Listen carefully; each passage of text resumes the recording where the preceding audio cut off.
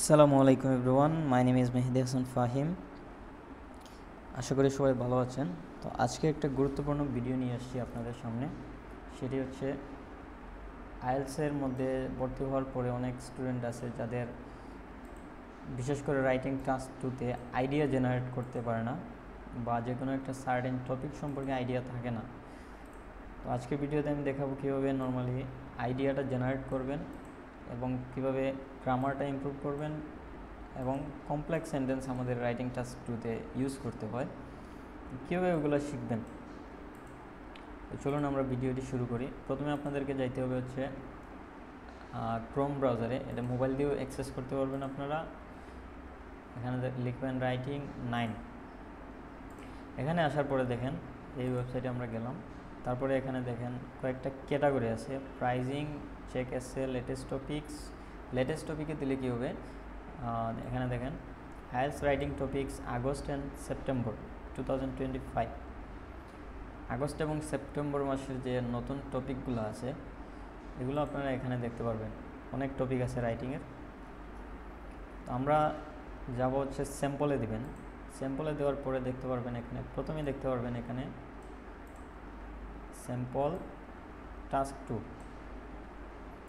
আপনারা এখানে একটা জিনিস খেয়াল করেন, এখানে ব্যান্ড স্কোর দেওয়া আছে 6, 6.5, 7, 7.5। তো আপনাদের যদি মোটামুটি ধারণা থাকে, আপনারা যদি মনে করেন 6.5 আনতে চান রাইটিংয়ে, তাহলে আপনারা ব্যান্ড 7-এর যেই রাইটিংগুলো আছে ওগুলো দেখবেন। আপনারা যদি 6 আনতে চান তাহলে 6.5 বা 6-এর এসেগুলো দেখতে পারেন। তো আমরা যদি ব্যান্ড 6.5 বা 6-এর এটা দিই, তাহলে এখানে দেখেন একটা এসে দিছে আমাদেরকে। এখানে ব্যান্ড স্কোর লেখা আছে যে এই রাইটিংয়ের ব্যান্ড স্কোরটা 6। এখানে যেহেতু আমি 6-এ দিয়েছি সবগুলোর 6। তো আমরা এটাতে ক্লিক করলাম। এখানে দেখেন একটা এসে দিছে আমাকে। তো ব্যান্ড 6 পাইতে হলে এই ধরনের এসে আপনাদেরকে লিখতে হবে, এরকম এসে আপনাদেরকে লিখতে হবে। এখানে দেখেন কয়েকটা জিনিস আছে, যেমন লাল দাগ আছে এখানে। আমরা দেখেন লাল দাগ মানে হচ্ছে এখানে ভুল হয়েছে। এই ওয়ার্ডের পরিবর্তে এখানে তারা এক্সচেঞ্জ অথবা চেঞ্জিং যে ওয়ার্ডটা বা সাবস্টিটিউট হিসেবে আপনারা যে ওয়ার্ডটা ইউজ করতে পারবেন সেটা এখানে দিয়ে দিচ্ছে। দেখেন এখানে আমি ক্লিক করার সাথে সাথে এটা সঠিক হয়ে গেছে।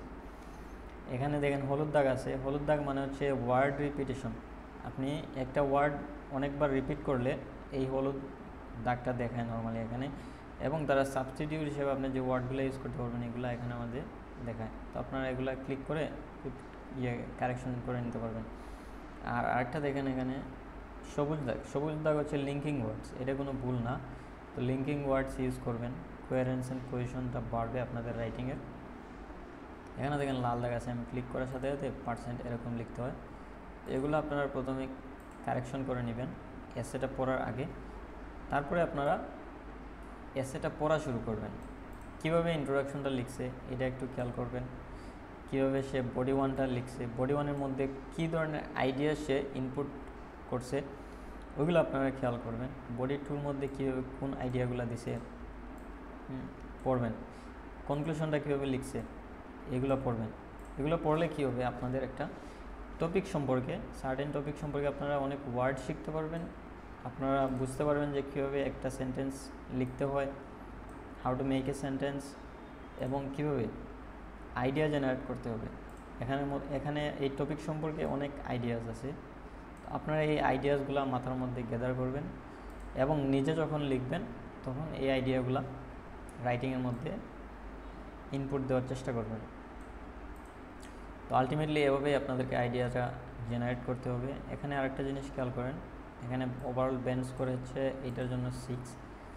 এখানে দেখেন 4টা বিষয়ের উপরে মার্কিং করে রাইটিং টাস্ক 2-তে আমরা জানি যে কোহেরেন্স অ্যান্ড কোহেশন। এখানে দেখেন 6 দিছে। লেক্সিক্যাল রিসোর্স বা ভোকাবুলারি এটা আমরা জানি, ভোকাবুলারিতে দিছে আপনার 6। গ্রামাটিক্যাল রেঞ্জ অ্যান্ড অ্যাকুরেসি যেটাকে আমরা বলি, এখানে দেখেন 6 দিছে। টাস্ক অ্যাচিভমেন্টে দেখেন 5 পেয়েছে সে, এবং 4টা প্যারাগ্রাফ লিখছে, 274টা ওয়ার্ড লিখছে সে।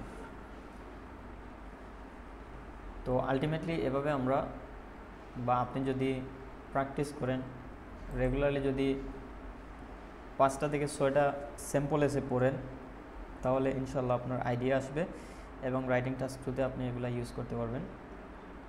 আপনার যদি বেশি পেন স্কোর দরকার হয়, মনে করেন 8 আনতে হচ্ছে আপনাকে, অথবা 7.5 আনতে যাচ্ছেন আপনি, তাহলে এই ধরনের এসেগুলো আপনারা পড়তে পারেন।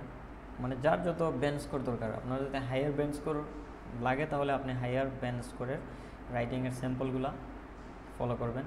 এগুলা রেগুলারলি 5-6টা পড়বেন এবং 2-3টা লেখার চেষ্টা করবেন। পড়তে হবে এবং লিখতে হবে। This is how you have to generate the ideas for writing task 2। যদি কোনো হেল্প লাগে আইএলটিএস সম্পর্কে তাহলে আমার সাথে কন্ট্যাক্ট করতে পারেন, এই নম্বরে হোয়াটসঅ্যাপ আছে। So thank you so much for watching this video. Thank you.